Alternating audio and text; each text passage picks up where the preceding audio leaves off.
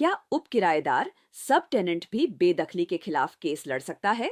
नमस्कार दोस्तों, legal point में आपका स्वागत है। मैं हूं शिखा राजता।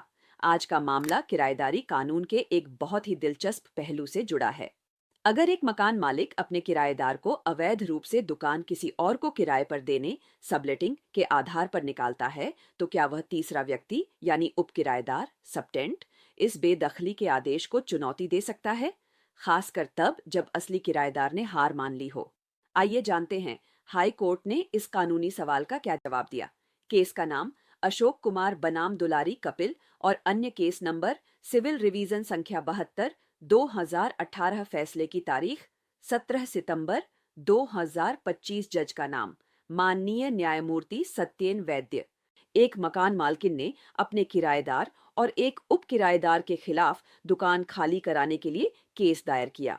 आरोप था कि असली किराएदार खुद कनाडा में बस गया है और उसने अवैध रूप से दुकान याचिकाकर्ता उप किराएदार को सबलेट कर दी है।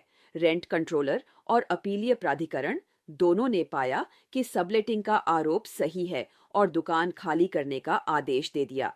असली किराएदार ने इस फैसले को स्वीकार कर लिया, लेकिन उप किराएदार इस आदेश के खिलाफ हाई कोर्ट में रिवीजन याचिका लेकर पहुंच गया।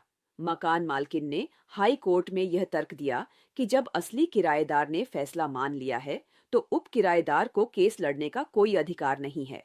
दोस्तों, यह मामला हमें किराएदार और उप किराएदार के कानूनी अधिकारों के बारे में बहुत महत्वपूर्ण जानकारी देता है। अगर आप भी किराएदारी के कानूनों को गहराई से समझना चाहते हैं, तो हमारे चैनल लीगल पॉइंट को अभी सब्सक्राइब करें, इस वीडियो को लाइक करें और अपने दोस्तों के साथ शेयर करें। इस केस में शामिल लीगल पॉइंट्स। क्या उप किराएदार पीड़ित पक्ष, अग्रिम पक्ष है? हाई कोर्ट ने सुप्रीम कोर्ट के एक पुराने फैसले का हवाला देते हुए कहा कि जब मकान मालिक ने खुद ही उप किराएदार को केस में एक पार्टी बनाया हो, तो वह एक पीड़ित पक्ष है। उसे बेदखली के संयुक्त आदेश के खिलाफ अपील या रिवीजन दायर करने का अपना स्वतंत्र अधिकार है, भले ही असली किराएदार ऐसा न करे। हाई कोर्ट की रिवीजन की शक्तियां कितनी सीमित हैं? कोर्ट ने फिर से स्पष्ट किया कि किराया नियंत्रण अधिनियम के तहत रिवीजन की शक्ति एक अपील की शक्ति की तरह नहीं है। हाई कोर्ट निचली अदालतों द्वारा दिए गए तथ्यात्मक निष्कर्षों फाइंडिंग्स ऑफ फैक्ट में तब तक हस्तक्षेप नहीं करेगा जब तक कि उनमें कोई स्पष्ट विकृति, परवेसिटी या सरासर अवैधता न हो। हाई कोर्ट सबूतों का पुनर्मूल्यांकन नहीं कर सकता। सबलेटिंग के मामले में उप किराएदार का क्या होता है?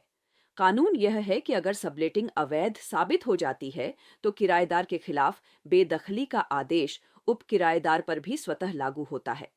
उप किराएदार तभी बच सकता है जब वह यह साबित कर दे कि वह सीधे मकान मालिक का किराएदार है, न कि मूल किराएदार का। क्या अधूरी दलीलों के आधार पर केस खारिज हो सकता है? उप किराएदार ने यह भी तर्क दिया कि मकान मालकिन ने अपनी याचिका में सभी कानूनी बातें ठीक से नहीं लिखी थीं। कोर्ट ने कहा कि इस तरह की तकनीकी आपत्ति मुकदमे की शुरुआत में उठाई जानी चाहिए थी। जब दोनों पक्षों ने मुद्दे को समझकर उस पर केस लड़ा है और कोई पूर्वाग्रह साबित नहीं हुआ है, तो सिर्फ दलीलों में कमी के आधार पर रिवीजन में फैसला नहीं बदला जा सकता।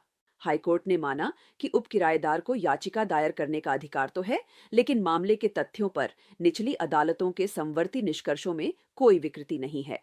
इसलिए हाईकोर्ट ने उनकी शक्तियों के सीमित दायरे को देखते हुए बेदखली के आदेश में हस्तक्षेप करने से इनकार कर दिया और रिवीजन याचिका को खारिज कर दिया। तो दोस्तों, आज के लिए बस इतना ही। उम्मीद है आपको यह जानकारी उपयोगी लगी होगी। आपके कानूनी सवाल हमें कमेंट सेक्शन में भेजते रहें। लीगल पॉइंट देखने के लिए धन्यवाद।